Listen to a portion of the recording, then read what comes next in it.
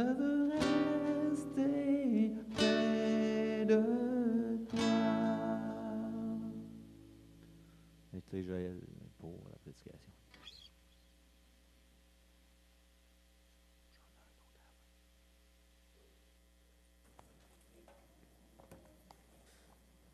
Alors, bonjour à tous encore une fois et bienvenue à l'Église baptiste de Trois-Rivières. On peut ouvrir les lumières pour qu'on puisse lire dans nos Bibles. Je vous invite à aller dans vos Bibles, dans le livre de la Genèse, le premier livre de la Bible, et dans son premier chapitre. J'ai oublié la petite manette. Ah, Hugo, tu as tout de suite vu. Merci. Alors, on est dans la Genèse et on a commencé la semaine dernière une nouvelle série qu'on va faire pendant l'année scolaire, la redécouverte de nos origines dans la Genèse, la première partie, les chapitres 1 à 11. Et donc, je vous ai présenté un peu qu'on allait regarder à travers les mois, les 2 premiers mois, la création du monde. On va regarder le grand déluge suite après Noël et on va regarder le monde après le déluge, juste un peu avant l'été, dans des mini-séries de 6 prédications, 5 prédications. Mais on va commencer cette année, le début de la saison, là, avec une série de 9 ou 10 prédications, j'oublie, pour le mois de septembre-octobre, dans ces premiers chapitres qui nous parlent de Dieu qui nous a créés, de ses intentions pour l'être humain, comment il a fait tout ça. Pourquoi il nous a créés à son image? On va regarder ça la semaine prochaine, la création de l'être humain, de l'homme et de la femme. Et comment était le monde initialement et comment est venue la chute et qu'est-ce qu'on peut apprendre de cela pour notre quotidien. On veut connaître Dieu davantage.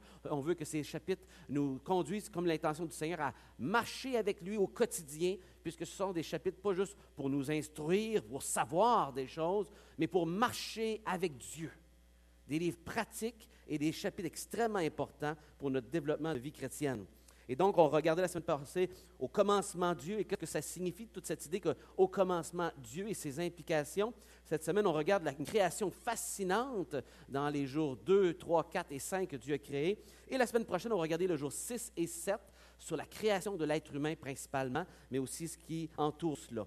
La semaine dernière, on a regardé les premiers versets et allé jusqu'au verset 5. On a regardé la création de la lumière, comment Dieu a séparé la lumière et fait tout cela. Et je voulais juste commencer par une petite réflexion pratique à ce sujet de la création. Un mot d'encouragement pour ceux qui passent des moments difficiles. La Bible nous dit ceci dans 2 Corinthiens, le chapitre 4, verset 6. En effet, le Dieu qui a ordonné que la lumière brille, c'est dans 2 Corinthiens 4, 6. Donc, Paul nous dit, et il croit, le Dieu qui a ordonné que la lumière brille au sein des ténèbres a aussi fait briller sa lumière dans notre cœur pour faire resplendir la connaissance de la gloire de Dieu dans la personne de Jésus-Christ. Et comment on peut avoir cette espérance que Dieu peut éclairer en nous, notre âme pervertie, pour voir la vérité? C'est parce que Dieu est celui qui crée la lumière et qui peut nous éclairer des ténèbres que nous sommes, de l'aveuglement à l'être humain que nous sommes, pour faire de nous de nouvelles créatures. Et c'est basé sur cette vérité qu'on a lue dans le premier jour de la création, les versets 3, 4 et 5. Et il fait cette analogie avec notre illumination comme croyants. Pourquoi? Parce qu'il dit au chapitre suivant, Paul, dans 2 Corinthiens 5, 17, « Si quelqu'un est en Christ, il est une nouvelle créature. » Il était une ancienne créature de Dieu qui a été brisée par le péché. Et il est devenu une nouvelle créature et les choses anciennes sont passées. Voici, toutes choses sont devenues nouvelles. Je lisais un auteur cette semaine, il faisait souligner cette vérité, cette espérance que ça nous donne, que Dieu puisse faire luire la lumière dans les ténèbres. Le fait que Dieu met de l'ordre dans l'informe, la lumière dans les ténèbres, est certainement une source d'espoir pour l'auditoire de l'époque et l'auditoire d'aujourd'hui qui lit ces versets. Le récit de la création nous rappelle que Dieu peut transformer les situations chaotiques, de la noirceur apparente et négative des épreuves, pour leur donner un nouveau sens, leur donner du sens et leur apporter de la lumière, de son éclairage. Vous êtes peut-être entouré de ténèbres présentement, sur le bord de l'abîme, sans lumière, difficile à expliquer, comprendre les choses qui arrivent. Bien, la fin de l'histoire, de votre histoire, n'est pas encore écrite. Gardez espoir. Dieu peut transformer toute situation qui semble perdue et recycler de bonnes choses de ces situations difficiles. Et j'espère que le Seigneur pourra encourager certains de cette réflexion, de cette création extraordinaire que Dieu a fait de la lumière. Il y aurait long à dire, mais j'en rajoute pas plus. Ce matin, je commence par la girafe. Pourquoi la girafe? Hein? Cette belle animal. Vous savez que le mot girafe vient de l'arabe et ça veut dire élégant, beau. Il y en a qui aiment les animaux ici. Il y en a pour qui la plus beau des animaux, c'est la girafe. Y en a-tu quelques-uns? Ah, souvent, c'est le cas. Les gens sont fascinés. Ouais, c'est vrai, le lion, il est dur à compétitionner avec. C'est vrai. OK, là, mais la girafe, c'est impressionnant. Hein? Jusqu'à 18 pieds de hauteur. Bon, plus ou moins, hein, il y en a des plus grands, des plus petits. Ça pèse 2000 livres. Puis normalement, quand on va au zoo, hein, un des animaux qu'on aime voir, c'est l'éléphant, la girafe, mettons. Hein? Ça, c'est comme, si tu n'as pas une girafe, tu n'as pas un éléphant, pourquoi tu as un zoo? T'sais? Bon, le lion, tu vas compenser qu'un bon lion, là, mais tu sais, quand même, là, il te faut un ou l'autre, c'est pour un bon zoo. Et c'est un animal fascinant, et malheureusement, souvent, on a retrouvé la girafe dans des manuels scolaires. Je dis bien malheureusement, je vais m'expliquer. Comme un animal qui montre l'évolution, parce que c'est un animal qui a su s'adapter pour survivre, à manger dans les feuilles hautes, dans les moments de sécheresse. Et c'est comme ça que son cou s'est étiré avec le temps. Parce que les meilleurs, non, je ne suis pas ironique, là, je suis sérieux. Les meilleurs, dans le fond, qui ont survécu, c'était ceux qui avaient le cou un peu plus long que les autres. Les autres sont morts plus vite.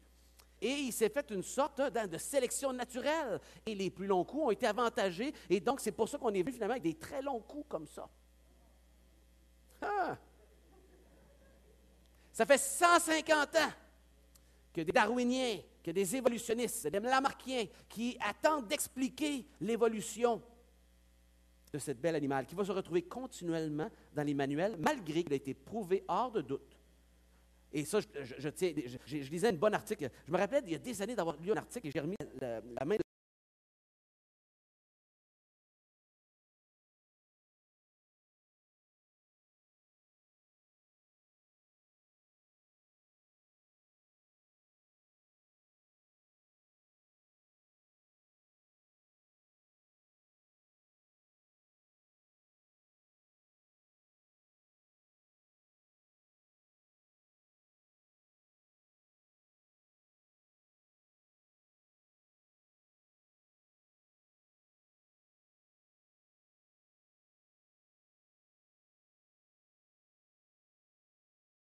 On en a sur l'Internet, sur Creation Magazine. C'est des magazines chrétiens qu'on peut retrouver sur l'Internet et retrouver des articles. Et j'ai retrouvé celui-ci de 2002 par un docteur enseignant sur l'explication pour la girafe et son cou. Est-ce que c'est vraiment une preuve?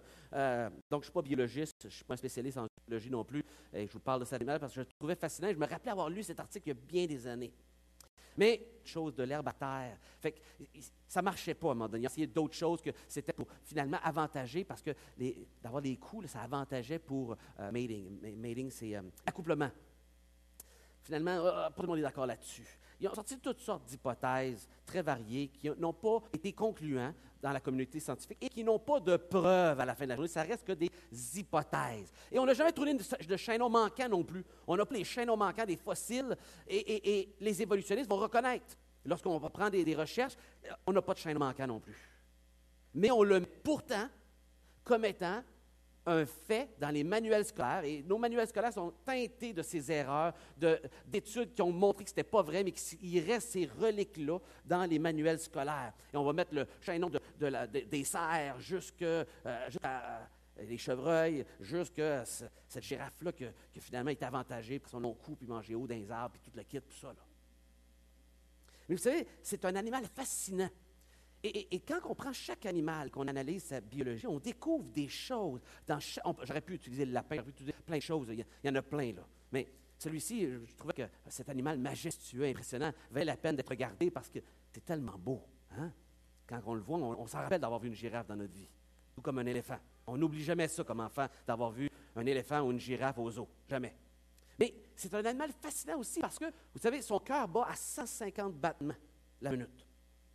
Et la tête et le cou, pensez-y, nous, quand on nous vire en envers, qu'est-ce qui arrive assez rapidement?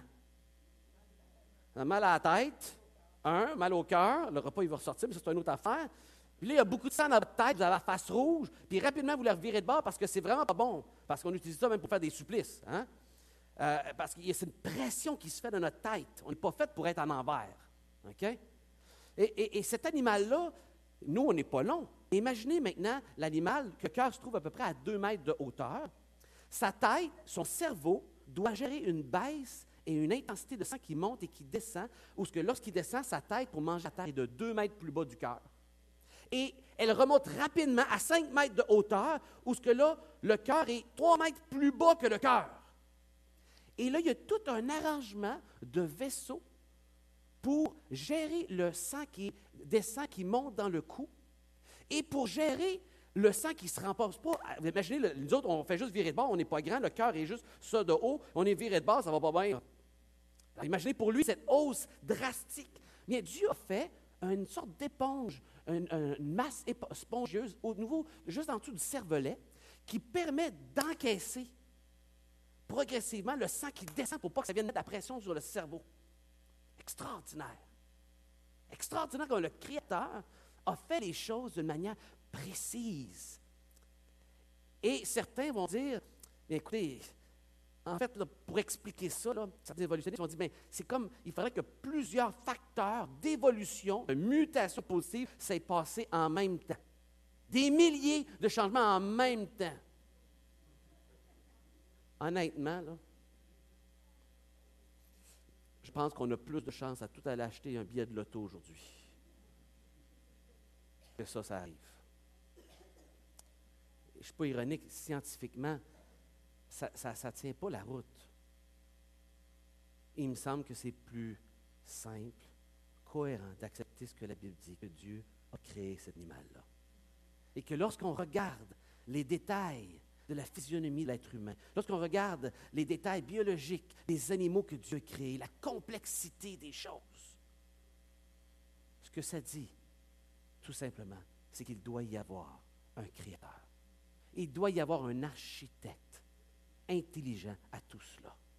C'est de ça que témoigne chacune des complexités de ces animaux-là. Et que, finalement, d'autres théories, qui sont en réalité des religions, c'est une fois de penser qu'on puisse croire que Dieu n'existe pas et que tout ça est venu par hasard. Il faut beaucoup de foi pour voir des choses comme ça. C'est une religion en soi qui permet d'éliminer Dieu de l'équation. Si je réussis à trouver un moyen d'expliquer comment la girafe a évolué et que c'est scientifique, c'est raisonnable, c'est explicable, que je peux y mettre au moins quelques preuves, peut-être de cette façon-là, j'arrive à éliminer Dieu de l'équation créative. Et si j'élimine Dieu, j'élimine que j'aurai un jour des comptes à rendre à un Dieu formidable, tout-puissant, souverain, capable de tout. Vous comprenez ce matin que la girafe est une illustration, mais tellement d'autres animaux auraient pu être utilisés. Et imaginez, je vous décris ça ici après avoir lu l'article, les grandes lignes, mais je ne suis pas un spécialiste. Un spécialiste vous amènerait dans des détails pour montrer la complexité, la grandeur du mécanisme incroyable que Dieu a mis dans cet animal-là, qui rend justement les gens qui veulent amener la religion de l'athéisme à devoir expliquer ça s'ils veulent aller plus loin. Si tu n'expliques pas ça, mon ami, ta foi est basée sur des hypothèses, sur des théories, sur des conjonctures, mais pas sur les faits. Et la Bible est un livre qui a été construit, qui nous a été écrit sur des faits historiques. La vérité sur nos origines. Tout cela montre bien la signature de Dieu qui est dans les détails. Et c'est le titre ce matin du message, la signature, évidemment, de Dieu est dans les détails de la création. Et on va lire ces versets ce matin ensemble et demander à Dieu que les paroles qu'on va lire, qui sont paroles de Dieu, puissent faire le chemin dans nos cœurs. OK? On va lire, on va commencer par lire juste les jours 2 et 3. On lira les deux autres un peu plus loin. Au verset 6, on lit. Dieu dit qu'il y ait un étendu entre les eaux et qu'elle sépare les eaux d'avec les eaux. On est déjà un petit peu confus. On sépare les eaux d'avec les eaux. Oui, quand je sépare les eaux d'avec les eaux, il revient de l'eau. Hein? J'essaye, là, mais ça ne marche pas. Et Dieu fit l'étendue. OK? Il sépara les eaux d'au-dessus de l'étendue avec les eaux au-dessous. Et là, je dis au-dessous, je me trompe tout le temps, faites-vous-en pas. De l'étendue.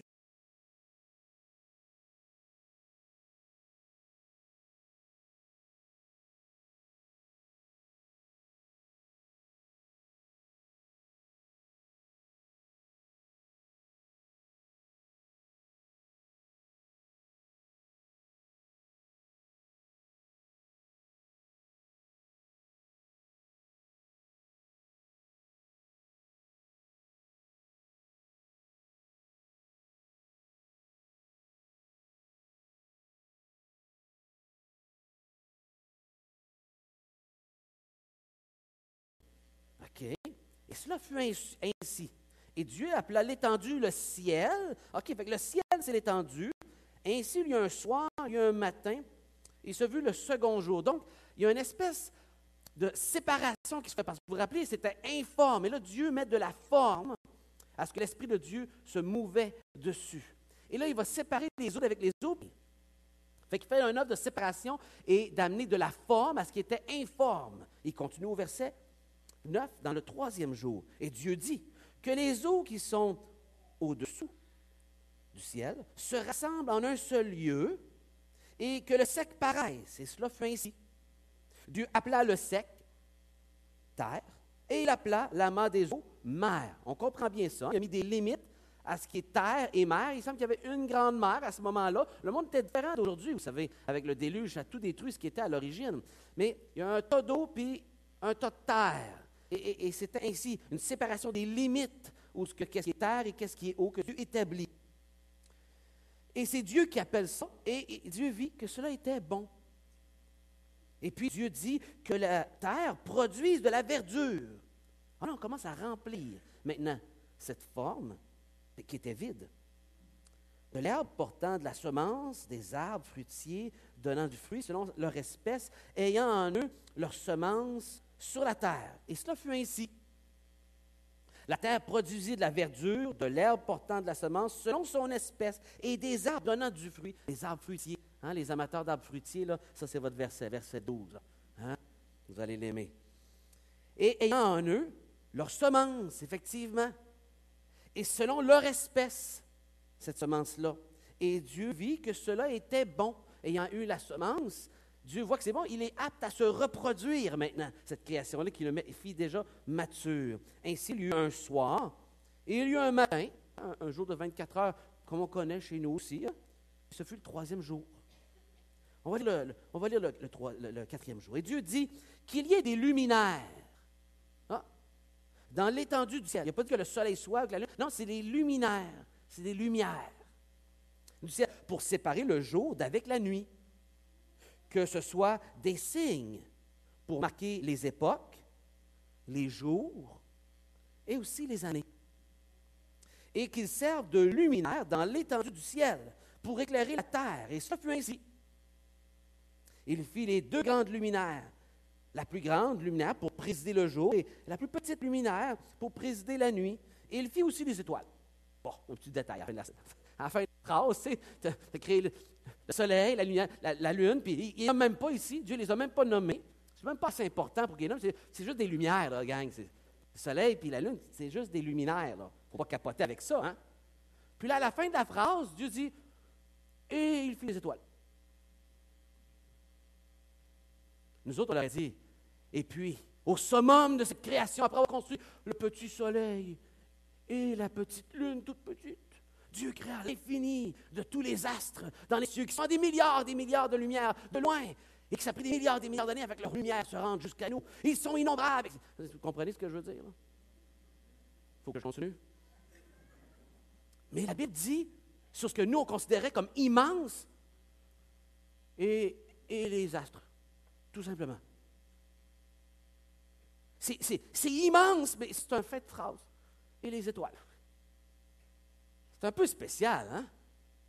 Surtout quand vous pensez qu'à l'époque, toute cette lecture-là ici, il y avait plein de peuples qui adoraient le soleil. On a juste à penser aux Incas. Hein? Il y a juste encore 600 ans, 500 ans, lorsqu'ils sont arrivés, l'adoration des astres célestes, c'était important. Et c'était un peu partout dans le monde où les astres que Dieu a créés sont devenus des objets de vénération.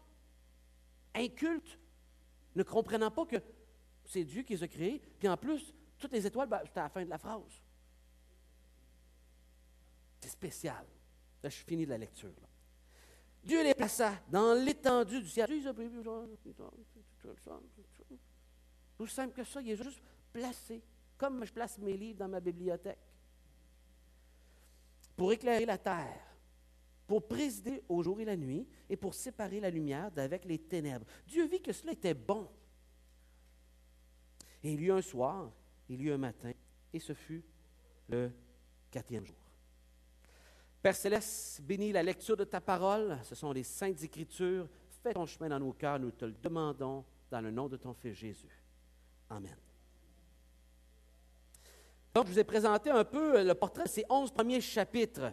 Et donc, dans les premières sections, on va parler de la création de Dieu au cours des prochaines semaines, uniquement de ce que Dieu a créé, et après ça, comment ça a été perverti et ses incidences initiales, OK? Duquel on va apprendre des choses. Et je vous ai montré aussi comment cette structure-là, bien, c'est pas moi qui l'invente, c'est la structure que l'auteur de l'époque a mis, une sorte de petit mot, le mot Genèse, en fait, le mot Toledot en hébreu, ça veut dire voici le récit de. Vous allez retrouver cette expression-là 6 fois dans les 11 premiers chapitres, et ça vient terminer chacune des 6 sections qui sont faites d'une manière qui ne reste pas nos chapitres. Nos chapitres ont été ajoutés plus tard. Ça, c'est pas grave, c'est des chiffres juste pour se retrouver. Ça, c'est pas inspiré, les chiffres, OK? C'est le contenu qui est inspiré de Dieu. Et donc, vous avez la structure-là.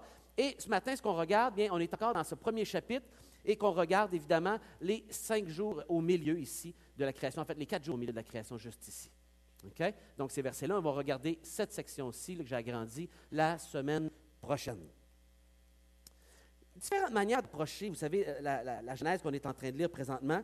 Et je vous ai parlé de ceux qui approchent ça, ils croient littéralement, comme nous le croyons, d'autres qui le croient d'une manière littéraire, que c'est une forme littéraire, il ne faut pas le prendre au pied de la lettre. C'est une structure, une manière poétique de décrire Dieu et comment il a créé le monde. Il faut retenir le fait qu'il est créateur. Ce n'est pas important la manière, ce n'est pas important les détails, c'est de la poésie. Et on a parlé de ça, j'ai expliqué comment le texte hébreu n'est pas, dans ce texte-là, de la poésie. Même la structure n'est pas 100% toujours en train de respecter la même structure d'un jour à l'autre, etc. Et il y a plein de problèmes à l'intérieur qui est décrit, des détails qui fait comme, non, ça ne marche pas, il y a quelque chose là, qui ne fit pas. Là. C'est juste une littérature. Pourquoi il va dans autant de détails dont on va regarder, entre autres, ce matin, sur la précision? Donc, il y a eu différentes hypothèses. Et une des hypothèses, et je vous explique ça parce que beaucoup d'entre nous ont entendu ces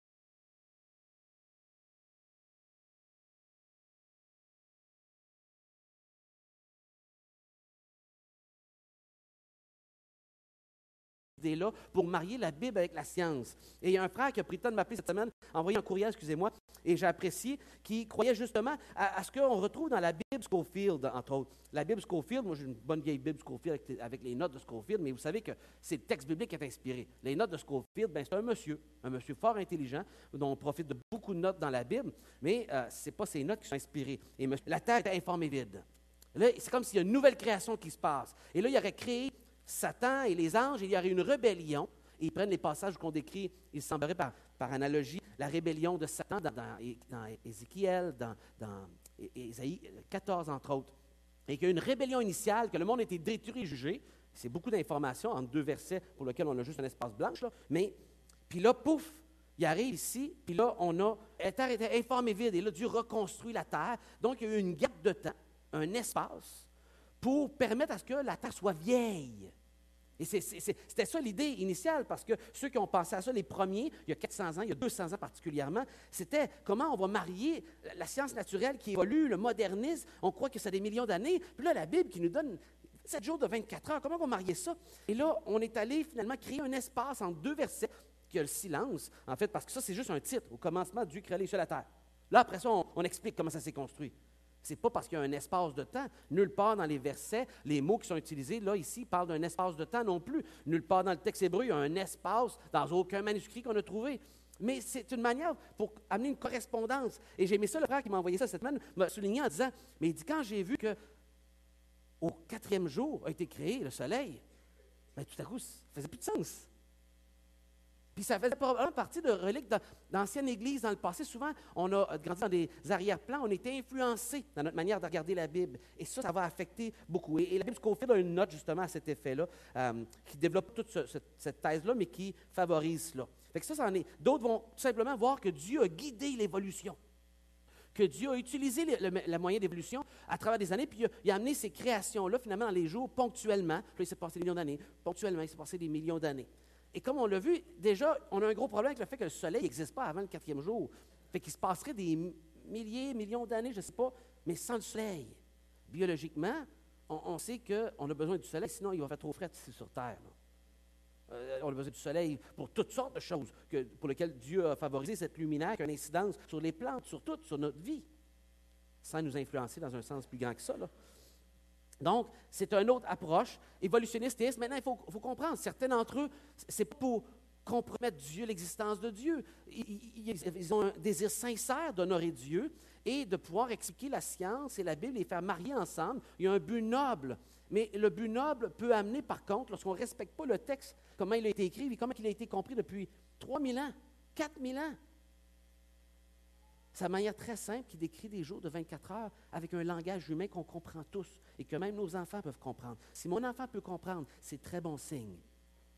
Parce que Dieu dit qu'il bénissait les enfants et d'être comme des petits-enfants pour croire en lui. Et donc, si les enfants peuvent comprendre, c'est rassurant, selon ce que la Bible nous dit. Pas l'idée de simplicité, mais l'idée d'accessibilité à tous, qu'il ne faut pas une grande connaissance pour comprendre la vérité que Dieu a révélée progressivement à l'être humain. D'autres aussi vont essayer de faire des concordances, que les jours de la création, ils fitent aussi avec l'évolution. Et faire un mariage des deux, pas autant juste en temps, mais en termes de la manière que l'évolution avance, on va faire marier les jours ensemble. Tu vois, les plantes sont arrivées là dans l'évolution, puis ça ici, c'est arrivé là. Et c'est tout un travail, c'est tout il faut travailler fort pour faire ce mariage-là, mais il y a tout le temps, en cours de route, des affaires qui ne fitent pas. Fait que soit que la Bible, finalement, c'est elle qui fait des erreurs, puis qui se trompe à quelques endroits, puis la science nous aide à mieux comprendre, ou soit que c'est la Bible qui comprend mieux, puis que c'est la science qui nous manque encore des informations. Et encore là, le but est noble, il ne faut pas mépriser. Il y a cette variété-là dans notre monde évangélique, le monde protestant, chrétien, à travers le monde entier, de positions. OK? Et notre Église accepte ici et croit qu'il n'y a aucune raison de ne pas croire ici, scientifiquement, selon ce qu'on connaît comme étant de la vraie science, qu'on parle des faits, des choses qu'on peut prouver, pas des choses qu'on travaille comme hypothèse, des théories, ce qui est mesurable, quantifiable, vérifiable, ce qu'on appelle la science empirique, des faits, pas juste de la spéculation, est en harmonie tout à fait avec ce que Dieu nous révèle dans la parole de Dieu. C'est tout ce que j'avais à dire là-dessus. Sinon, on pourrait s'étirer longtemps, là, puis c'est pas le but. Maintenant, ça attire notre attention. On se dit, c'est quoi l'affaire des eaux en haut, des eaux en bas? Vous avez déjà réfléchi à ça? Bon, il y en a 3-4 qui ont réfléchi. On va réfléchir ensemble les autres, OK? Qu'est-ce que ça veut dire, séparation? C'est un peu abstrait pour nous. On comprend que c'est le ciel. Ça, c'est clair. Le mot qui est là, rakia, il est utilisé pour le ciel, autant pour le ciel que les étoiles, que le ciel que les oiseaux volent. Et pour plusieurs, j'ai un prédicateur que j'écoutais cette semaine, que je respecte beaucoup, un bon pasteur réformé, Ligon Duncan, et lui disait, c'est difficile à comprendre, puis il le laissait à ça, tout simplement. D'autres créationnistes ont pris le temps de réfléchir à cette question, de dire, y a-t-il des explications possibles? Et il y en a, et je vous donne des idées tout simplement de ce qui est possible. Je ne vous dis pas que c'est arrivé comme ça, que c'est ça. Je ne vous le déclare pas comme voici la vérité. La vérité, c'est qu'il y a des eaux qui ont été séparées. C'est difficile à comprendre. Ça, c'est la vérité. C'est un peu abstrait pour nous parce que le monde avant le déluge était différent du nôtre. Mais si on comprend qu'il y a eu 40 jours de pluie pour le grand déluge, puis que les écluses d'en haut et les écluses du sol sont les sources d'eau, on se dit, il semble y avoir eu autant d'eau en haut qu'en bas. C'est pas comme nous. Puis ça semble pas être assez juste des nuages pour parler de l'eau. Vous comprenez ce que je veux dire? Parce que s'il pleut sur toute la terre, là, je pense qu'il ne peut pas pleuvoir sur la terre plus que 24 heures ou quelque chose comme ça, avec toute l'eau qui est accumulée dans le ciel. Il y aurait quelques pouces de plus à la terre. Fait que ça n'explique pas toute la provenance de cette eau-là avant le déluge pour le grand déluge. Donc, certains scientifiques ont émis l'idée que possiblement, dans le fond, il y avait une couche d'eau, tout comme il y a une couche d'eau sur terre. Il y avait une couche d'eau dans le ciel, et ça ferait du sens dans le sens suivant, un peu pour faire l'effet de serre. Dans un climat où il y aurait une couche d'eau autour de la Terre, ça permettrait un climat plus égal partout, pas de grandes tempêtes, un effet de serre de chaleur tropicale, comme on retrouve aussi justement avant le déluge des animaux, des grands mammouths. Et les mammouths, on les voit toujours dans la neige, mais ils ne vivaient pas dans la neige. Ils vivaient dans le tropical. C'était des animaux tropicaux qui mangeaient, puis on retrouve dans leur ventre de la nourriture tropicale. Ils ne vivaient pas dans la neige. C'était plutôt autre chose, l'explication des grands poils qu'ils ont. Mais on les a retrouvés congelés dans la glace. Et ça, c'est une autre affaire que l'évolution n'arrive pas à expliquer. Comment est-ce qu'on peut avoir des grands mammouths? C'est immense, ces affaires-là, là, qui ont été congelés tellement vite que la bouffe dans leur ventre n'a pas été digérée. C'est parce qu'on n'a aucun foie sur Terre qui permet qu'un animal aussi gros, naturellement dans la nature, puisse être congelé à cette vitesse-là. Ça n'existe pas. Des phénomènes comme ça sur Terre. Il a fallu qu'il y ait une intervention, il a fallu qu'il se fasse quelque chose hors de la Terre pour faire une telle chose. Et il y a toutes sortes de théories qui ont été amenées, je ne vous en parle pas, ce n'est pas mon but d'étaler sur des théories. Mais tout ça pour dire que la science ne peut pas expliquer ça. On en parlera plus lorsqu'on parlera de déluge. Mais ces animaux-là, c'était tropicaux, c'était tout un autre monde. Comment est-ce que les animaux aussi, que des maringouins, qu'on tape dessus et qui nous tapent ses nerfs, on retrouve des maringouins comme ça, mais ils sont 3 pieds. Ils sont 3 pieds. Des maringouins. Ouais, qu'on peut retrouver des ossements de rhinocéros. OK? Un rhinocéros, là. 19 pieds de haut. Pourquoi on retrouve des squelettes humains géants aussi? Qu'on retrouve des animaux comme le brontosaure qui pouvaient être aussi gros que 160, on a retrouvé à 160 pieds de long d'un bout à l'autre. Il y avait quelque chose avant le déluge, que les êtres humains, on va en parler au chapitre 5, pouvaient vivre 930 ans. Oh, là, arrête, Joël, arrête. Là, tu es vraiment naïf, Joël, tu es vraiment naïf. On en reparlera de ça, OK? Mais que l'être humain vive aussi longtemps que le chapitre 5, 930 ans, comment c'est possible? Le monde avant le déluge n'est pas un monde comme nous on connaît. Il était très différent. C'était un monde parfait. Ce n'était pas un monde où Dieu voulait amener la mort.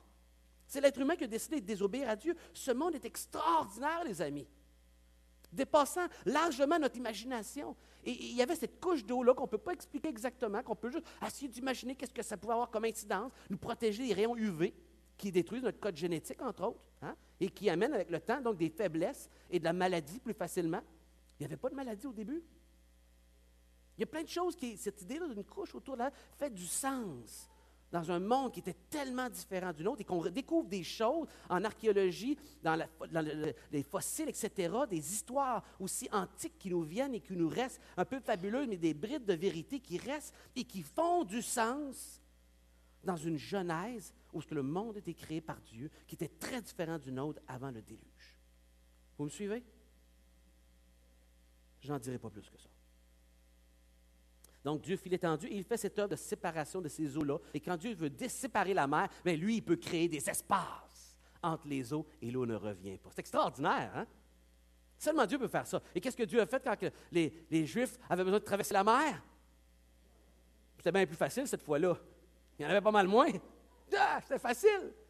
Si Dieu a séparé les eaux de toute la terre, en haut, en bas, imaginez, ouvrir des eaux. Ah, il l'a fait aussi pour le fleuve du Jourdain. C'était plus petit que la mer Rouge, mais quand même. Hein? C'est facile pour Dieu tout ça. Et il appela l'étendue ciel. Et ici, notez ici que Dieu appelle les choses, il nomme les choses, il leur donne un nom. Et l'idée que je donne un nom à quelque chose, c'est un acte d'appropriation, de propriété. C'est Dieu qui va nommer les grands morceaux de sa création, il les nomme, démontrant la seigneurie de Dieu sur sa création. Je nomme ce que je crée, pas ce que d'autres ont eu. Je n'ai jamais nommé le bébé de quelqu'un d'autre. Mais avec ma femme, on s'est ostiné pour nommer nos enfants. Tout comme vous. Hein? Mais vous ne nommez pas les enfants des autres parce que ce n'est pas de vous que c'est venu, n'est-ce pas? C'est Dieu. Et Dieu donne les noms. Et juste ce petit détail-là est fort intéressant dans le récit de la création. 3e jour, division maintenant entre la terre. Et là, la terre qui était informe et vide, qui donne de la forme et qui sépare les eaux d'avec la terre. Et là, on va sortir ici, Dieu va encore une fois appeler des éléments. Ici, terre, mer, c'est lui qui les amène, qui les appelle ainsi. Et là, le sec, il n'y avait pas seulement des roches ou des minéraux, mais aussi une terre fertile. Et Dieu ordonna que celle-ci produise de la verdure et de la végétation. C'est Dieu qui commande le début de tout ça. Et on dit ici, dans tous les organismes vivants, étaient leurs semences afin qu'ils permettent de la reproduction de leur espèce. Leur espèce. Ça arrive 10 fois dans le premier chapitre.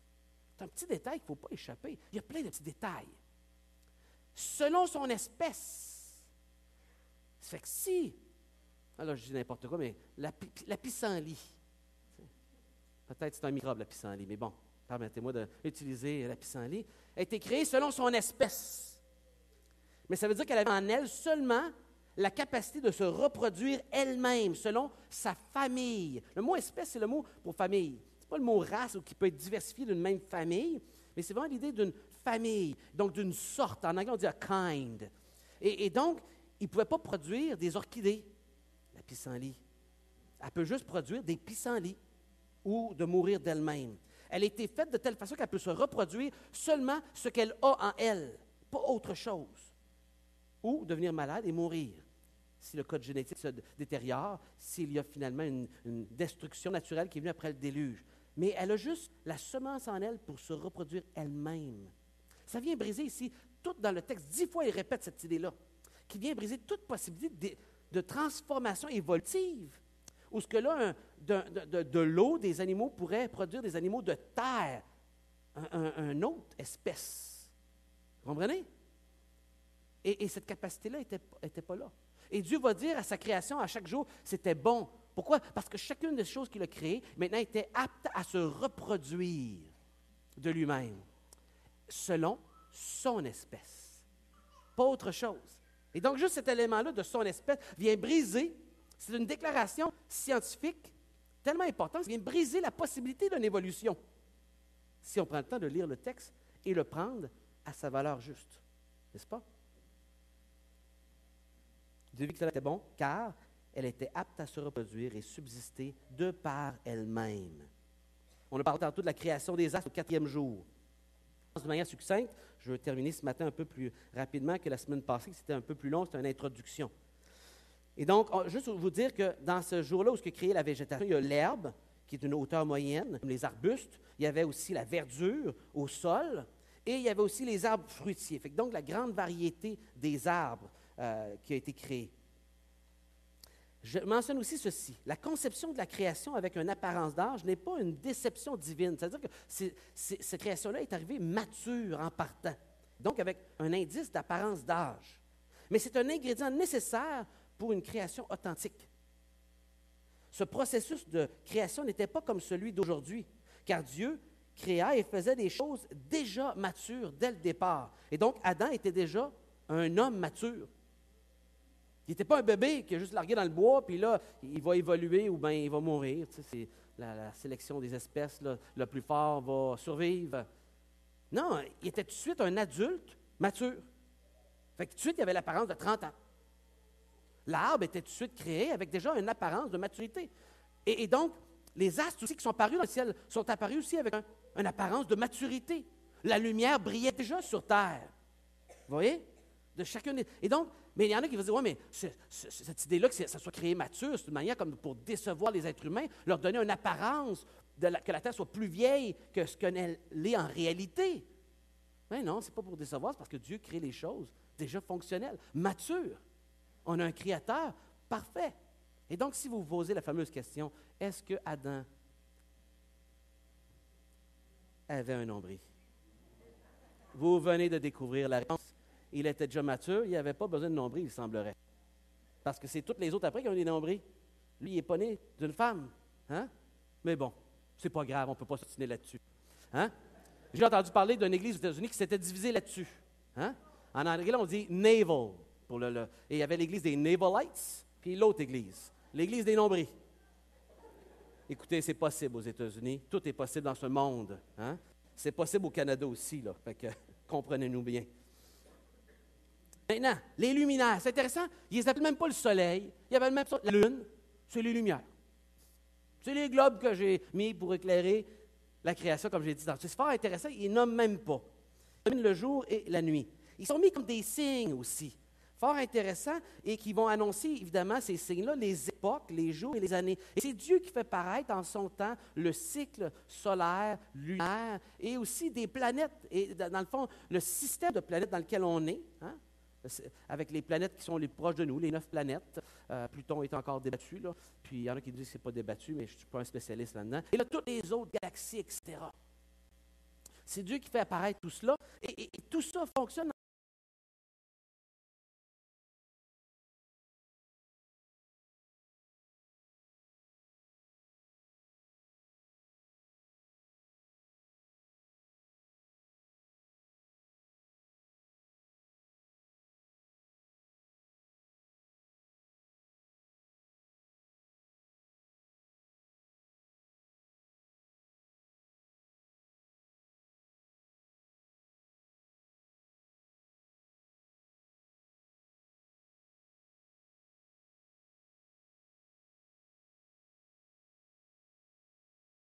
des cycles. Et le mot signe est intéressant parce que c'est un mot qui est assez fort, qui est assez vaste pour parler de cette question d'époque, de jours, d'années, et tout le système des étoiles qui tourne et qui revient d'année en année autour de nous. Et même la Bible va aller même plus loin dans Job. Il va même dire dans Job que c'est Dieu qui fait apparaître les constellations dans le ciel. J'en ai déjà parlé dans le passé. Chacune des 10 degrés de la tarte du 360 degrés du ciel, avec 12 signes principaux. Ça fait 48 signes qu'on retrouve en Chine, qu'on retrouve en Inde, qu'on retrouve chez les Babyloniens, chez les Égyptiens, il y a 4000 ans, qui sont là dans tous les pays. Il y en a d'autres qui ont été ajoutés avec le temps, mais des groupes d'étoiles où on met un dessin arbitraire autour qui ne ressemble pas aux étoiles. Ça n'y ressemble pas pantoute. Mais il y a un nom qui a été mis très antique à ce groupe d'étoiles-là, et là, on reconnaît que finalement, dans toutes les cultures, ça, c'est la Vierge, puis ça, c'est la croix, puis ça, c'est le centaure, puis ça, c'est le taureau, etc., dans toutes les cultures du monde. Et Job va dire, c'est Dieu qui fait paraître les signes du zodiaque en leur temps. Il dit, tous les regroupements de planètes, pas pour annoncer l'avenir des êtres humains, ça, c'est ridicule, ça, c'est faux. Mais c'est lui qui fait paraître toutes ces constellations-là en leur temps, ce cycle, ce mouvement-là du ciel qui nous fascine, qu'on regarde à travers le télescope et qu'on imagine, qu'on spécule comment loin qu'ils sont, tellement que c'est loin, le calcul, et qu'on ne peut pas calculer aussi loin mathématiquement, réellement, en termes empiriques, pour être certain, tellement que c'est loin, mais qu'on spécule comment loin que si ça nous fascine. Tout Dieu, il fait paraître en leur temps les signes du zodiaque. Il va même nommer des signes du zodiaque, Orion, etc., qui va nommer dans la Bible. Le grand tour, c'est mentionné dans la Bible en passant, dans le livre de Job, chapitre 9, et le chapitre aussi 38, si je ne me trompe pas, ou 39. Ce que je vous dis là, vous pouvez avoir les références bibliques, il n'y a pas de problème, là, ça ne me gêne pas. Et un jour, je dirai approfondir cette idée-là, mais Dieu, il fait apparaître tout ça, ces signes-là, le temps, il est au contrôle de ça. Lui, il n'est pas soumis à ça, mais il nous met sous cette création incroyable. Et ce que j'espère ce matin, en lisant ça, que ça vous fasse, ça vous impressionne, la grandeur de ce que Dieu a fait. Donc, les profondeurs de ce système-là est tellement loin qu'on n'arrive pas à le calculer. On ne spécule, parce qu'au-dessus de 60 millions d'années-lumière, c'est de la spéculation. Mathématiquement, pour y arriver, puis tout faire les calculs, on ne peut pas le prouver. On imagine à peu près, tellement c'est loin. Les astres ne sont pas des divinités et ne peuvent pas nous annoncer l'avenir ou décrire notre personnalité. Parce que ce sont simplement des luminaires. C'est des lumières dans le ciel. Et il va donner 3 raisons aussi pour cela. Je vais juste, première page, parce que j'avance vite. Il va dire 3 buts qu'ils ont. Le premier but, c'était, il les a créés pour séparer les époques, les périodes de temps. Deuxièmement, éclairer la terre, pour qu'ils servent de luminaires aux étendues. Puis troisièmement, pour présider le jour et la nuit. Il y a un astre qui est là comme lumière qui préside le jour et la nuit. C'est les 3 fonctions qui ont été données ici. Le temps, lumière et une présidence pour la période de temps qu'il est la lumière principale, le jour et la nuit. Spécial, hein?